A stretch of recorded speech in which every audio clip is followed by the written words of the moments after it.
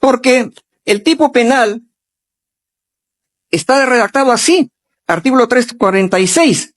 El que se alce en armas para variar la forma de gobierno o de poner al gobierno legalmente constituido, o suprimir o modificar el régimen constitucional, será reprimido con pena privativa de libertad no menor de 10 ni mayor de 20 años. Dice que el verbo rector es el que se levanta en armas. Y yo me voy a permitir hacerle recordar, señor magistrado, que tenemos a la vista la sentencia en el recurso de nulidad número 890-2010, donde usted es el ponente, donde se dice con absoluta claridad: la conducta prohibida es el alzarse en armas, pudiendo ser realizado por cualquier persona, siendo que la conducta sancionada es alzarse en armas. Luego incluso habla de lo que dice el diccionario de la Real Academia. Dice: interpretando dicho contenido en la doctrina penal de cierto consenso, rebelión significa levantamiento, sublevación o insurrección contra las autoridades legítimas. La rebelión es definida en la doctrina mayoritaria como el hecho de alzarse en armas, consistente en un movimiento más o menos organizado de personas que disponen de armas. Mi patrocinado ha dispuesto de armas.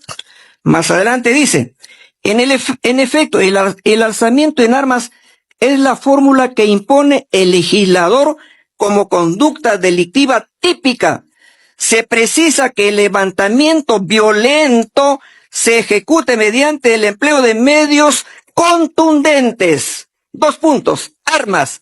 El término armas nos lleva a mencionar diferentes instrumentos como piedras, palos, tijeras, revólveres, etc.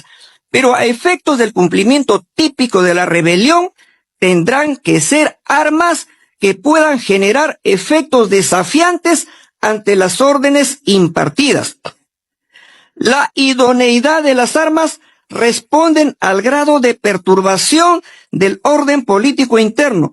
Los alzados habrán de emplear armas que se entiendan capaces de desafiar la resistencia de las fuerzas públicas. Nos preguntamos, ¿cuál es la idoneidad de esas armas? ¿Han habido tanques? ¿Han habido fusiles que hayan sido utilizados por mi patrocinado para que se haya consumado el delito de rebelión? Nosotros consideramos, señor magistrado, que no se dan en ese sentido. También hemos visto que se ha invocado doctrina española, etcétera, etcétera. Pero tenemos aquí una referencia, como referencia al Código Penal español. El artículo 472.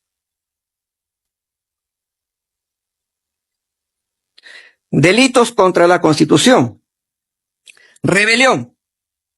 472. Son reos del delito de rebelión los que se alzaren violenta y públicamente para cualquiera de los fines siguientes. Aquí, miren, ni siquiera se pide alzarse en armas. Simplemente los que se alzaren violenta y públicamente para cualquiera de los fines siguientes. Pero en el caso del Perú, señor presidente, en el caso del Perú, se va más allá de lo que dice el Código Penal español. En el Código Penal peruano se pide como un requisito sine qua non el que se alce en armas. El que se alce en armas. Y en el caso español, ¿qué ha ocurrido? El Tribunal Supremo, en lo penal de España, en la sentencia número 459, partido 2019, del 14 de octubre del 2019, vio un caso de rebelión. Porque el Parlamento de Cataluña había decidido independizarse de España, declara que se funda una nueva república, convoca a un referéndum, se hace el referéndum, hay un resultado del referéndum y se convoca a una asamblea constituyente. eso que según el mismo Código Penal español podría ser rebelión, ¿en qué terminó? Los absuelven a todos por rebelión y solo los condenan por sedición. Vale decir, pese que en España los catalanes de Barcelona desarrollaron casi todos los elementos de tipicidad del delito de rebelión, no los condenaron por rebelión, los condenaron por sedición.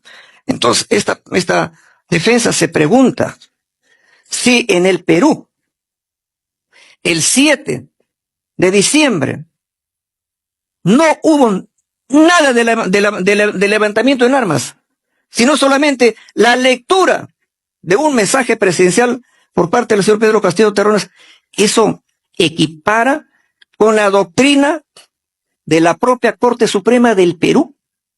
No se equipara, señor presidente, y por tanto, esta defensa considera que no se ha consumado en ningún momento el delito de rebelión por parte de mi patrocinado Aníbal Torres Vázquez. Eso es todo, señor presidente. Gracias, señor abogado.